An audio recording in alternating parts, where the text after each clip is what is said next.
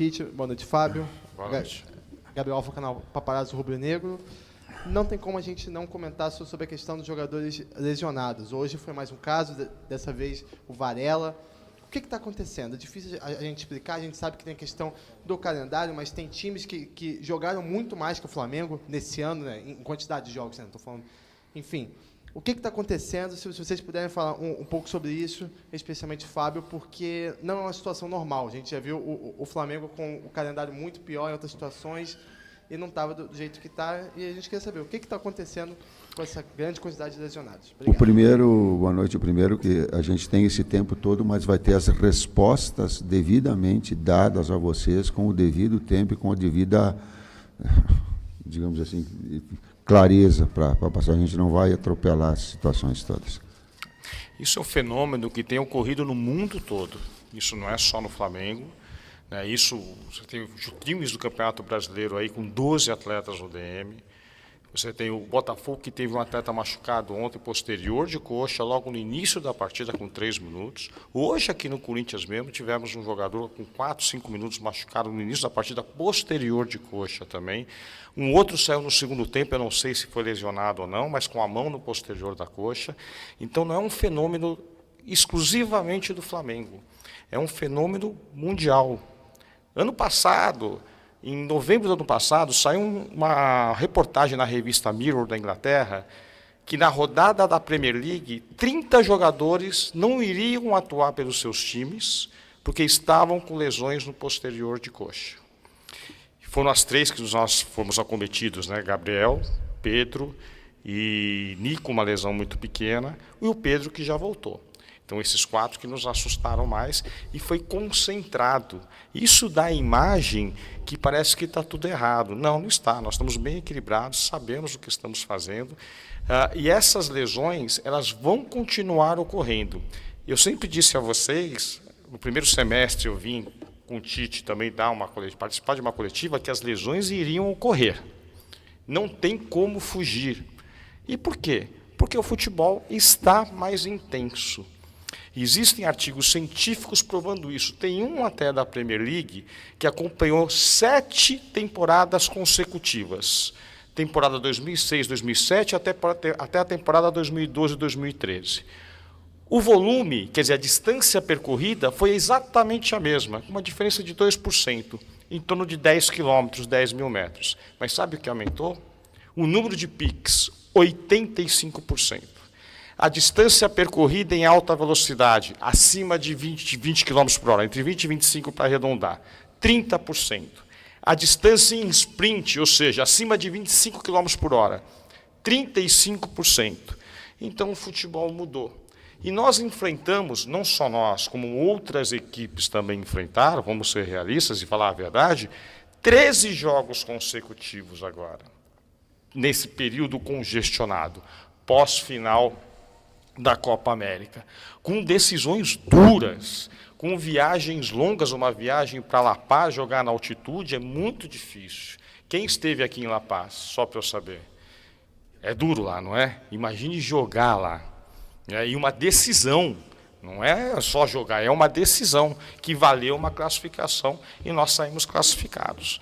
Então o futebol ficou mais intenso. Se você quiser, eu te passo, depois eu vou passar para o Vinícius, essa reportagem do Mirror, que mostra, né, o que vem acontecendo. Quer ver outro fato? Esse ano e ano passado, o acréscimo dos jogos aumentou. Não aumentou? Todo mundo reparou. Hoje nós tivemos 18 minutos de acréscimo. Só o Gerson, nesses 13 jogos consecutivos, jogou 14 jogos e meio. Quer dizer, ele jogou quase um jogo e meio a mais por causa dos acréscimos. E olha que no jogo contra o São Paulo ele entrou só no segundo tempo. E no jogo do Botafogo ele jogou somente o primeiro tempo. Estou falando do Gerson, que é o atleta com mais minutagem nesse período congestionado do Flamengo. Então, eu quero fornecer para vocês explicações e estou à disposição de vocês sempre. A lesão do Arrascaeta foi uma lesão de adutor. Ninguém esperava. E nenhum exame detectou a possibilidade de vir a ter a lesão ou não. Até porque isso é muito difícil. Você prever uma lesão, não existe na literatura científica nada que nos mostre que você consegue prever a lesão. Você tenta atenuar, mas prever ou prevenir também é muito difícil. E, volto a dizer, não é uma realidade só nossa, é uma realidade de muitos clubes no Brasil. Eu sei que tem DMs de clube que estão no Campeonato Brasileiro com 12 atletas, com 9, 10 atletas, outros com 6, e é sazonal. Esse intervalo que nós vamos ter agora, com certeza, vai nos dar um tempo de nós nos reequilibrarmos, recuperarmos esses atletas, porque você sai desse período congestionado. Então, nós não vamos ter mais 13 jogos consecutivos. Nós vamos ter, provavelmente, 8 jogos consecutivos. E depois, se tudo der certo, e nós conseguimos avançar nas próximas competições, mais 8 jogos consecutivos.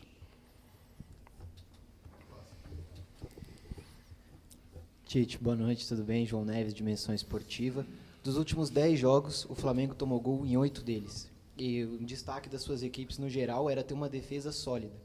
Principalmente a bola aérea é um destaque que vem afetando muito a defesa do Flamengo.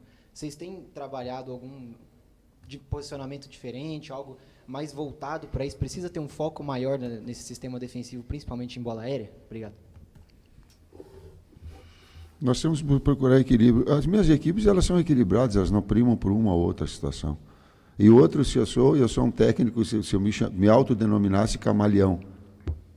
Por quê? Porque eu não posso fazer aquilo que eu imagino ser o melhor, eu tenho que me adaptar àquilo que as equipes têm.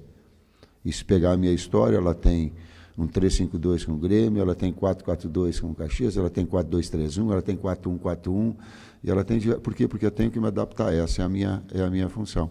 E dentro desses aspectos também, equilibrá-la, de uma forma ou de outra, inclusive de bola parada ou de bolas aéreas.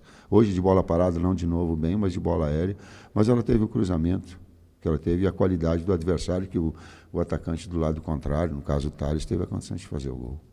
Isso é uma jogada construída, não foi uma jogada de falha. E aí tu tem que olhar os dois aspectos. Né? Tite, Fábio, boa noite. Fábio, você trouxe a informação publicada no The Mirror, mas o Flamengo, mesmo com todas as justificativas, tem cansado, mas tem perdido fisicamente no segundo tempo para equipes que até jogaram mais partidas na temporada para o rubro-negro. Né? E a gente recorda, retomando do Campeonato Carioca, por exemplo, até com a justificativa de que tinha que entrosar o time, que tinha que botar o time para jogar junto, né? Não rodou o elenco naquela possibilidade. Até que ponto, né, o Flamengo está sofrendo hoje? Né? São esses fatores e até que ponto talvez tenha sido uma falha de planejamento para poder chegar nesse período da temporada melhor fisicamente ou mais resistente fisicamente? A temporada do Campeonato Carioca acabou em abril, é isso? Não, com certeza não foi. Eu te dou certeza que esse não foi o fato de ter alguns jogos que a performance física pode ter influenciado. Né? Com certeza não, porque isso aconteceu de janeiro, final de janeiro, fevereiro e abril, março e abril, então com certeza não. O que eu posso lhe afirmar é que a sequência de jogos agora, desses 13 jogos consecutivos, com esses jogos decisivos contra equipes de altíssimo nível, como foi o Palmeiras, por exemplo, 3 jogos consecutivos contra eles, jogando também em condições adversas para nós, que é o gramado sintético. Tudo isso vem a influenciar. Mas eu, sinceramente, não vejo tantos jogos assim.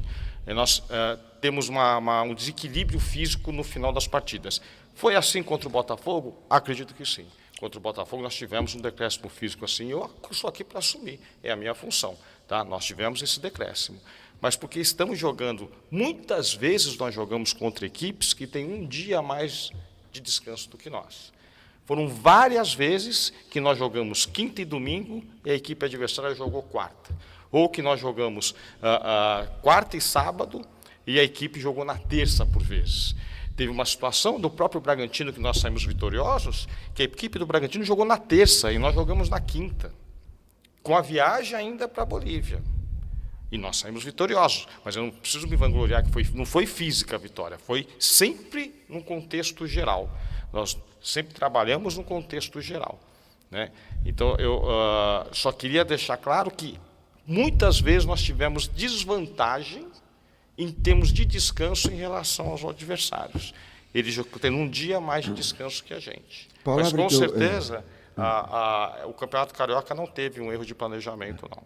Tu vê como é contextual o nível do Campeonato Carioca para a gente enfrentar é diferente do nível técnico do Campeonato Brasileiro.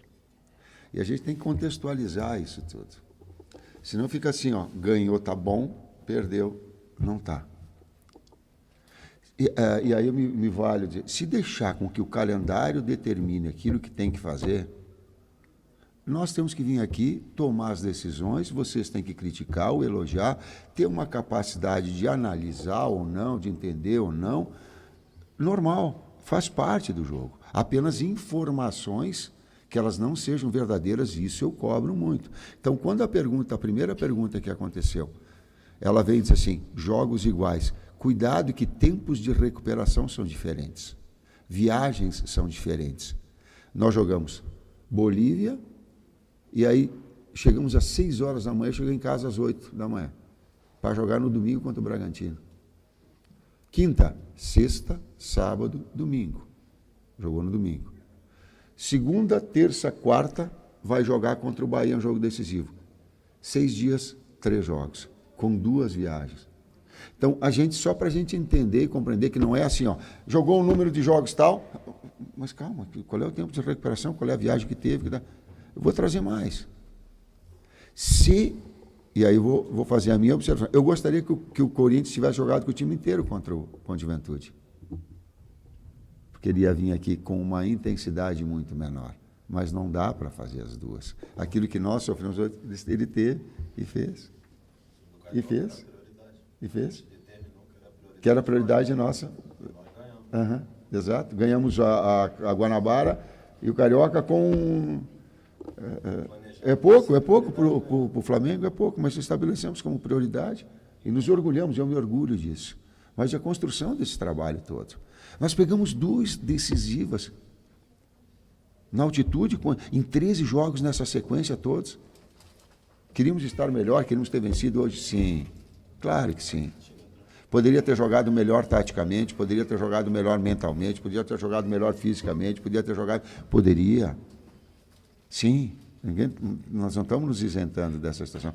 Mas aí a gente conseguiu, na altitude, classificar. Contra o Palmeiras, classificar. Que são jogos...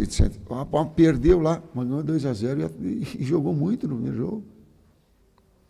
E contra o Bolívar, ganhou um jogo, foi 2-0 e o tempo todo. Só para o torcedor entender que a gente não está se isentando. Nós temos que tomar pau e ficar quieto. Pelo menos já que vim aqui, externar as ideias, né, e buscar com que elas sejam analisadas nesse contexto. E o Corinthians também. Na derrota, vou fazer...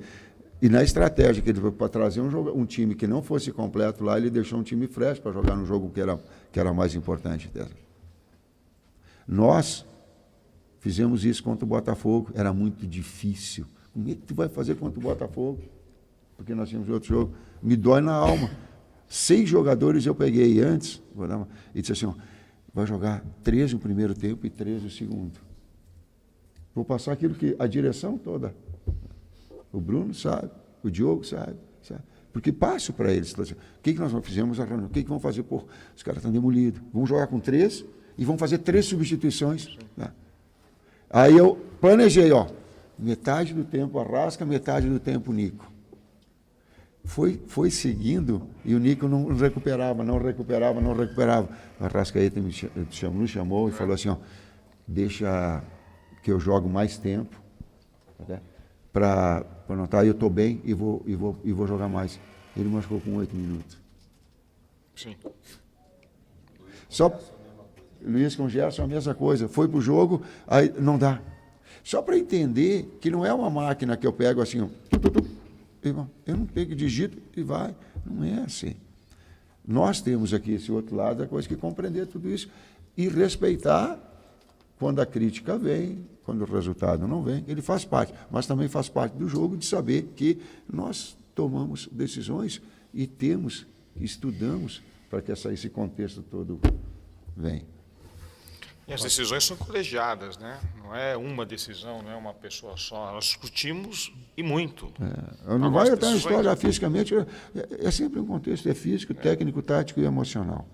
Esses 4 fatores determinam. Sem dúvida. Você está tomando pau agora por causa da física, mas não é. Ela é o conjunto, Fábio. Nós sabemos disso, cara. Boa noite, Tite. Boa noite, Cidão Marinho da Litoral News.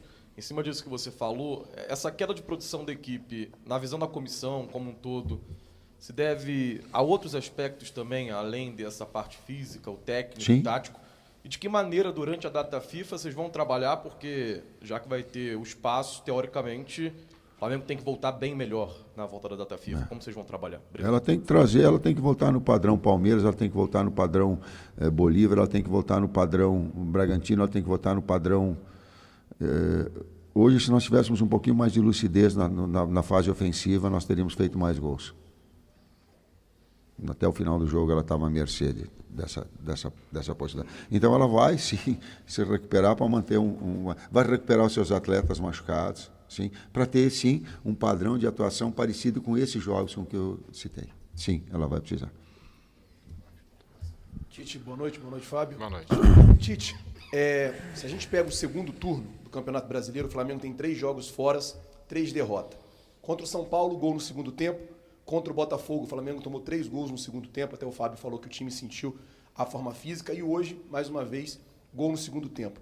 Mais uma vez, uma bola alta, gol de cabeça. Queria que você explicasse assim, por que o time está caindo tanto de produção, se desorganizando tanto no segundo tempo e às vezes até caindo na pilha do adversário. Então vamos pegar nesse último detalhe, desorganizando. Se desorganizar, eu associo ao número de oportunidades do adversário no segundo tempo. Eu não vi um número grande. A desorganização é igual ao adversário criar bastante. Criou bastante o Botafogo, sim.